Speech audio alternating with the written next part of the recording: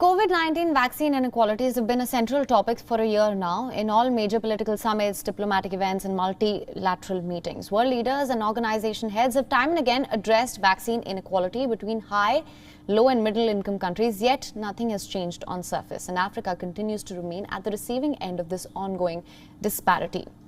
The African continent is home to 54 nations and only 15 of them have fully vaccinated just 10% of their populations.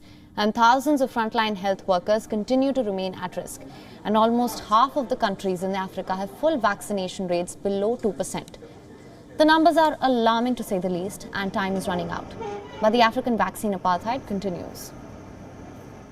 I think that Africa is a red flag for the world. We know that we have a global nursing shortage. We know that we have nurses who are physically and mentally exhausted. We know that we need to continue to respond to the pandemic as well as this growing mountain of other health care needs. And that is why, for the good of our health systems, for our health workers, we should be prioritising them for a vaccine now. While economies of high-income countries recover and life returns to normal, vaccine inequalities will compel the low-income countries to struggle with slower economic recovery and knock-off effects on the world as well.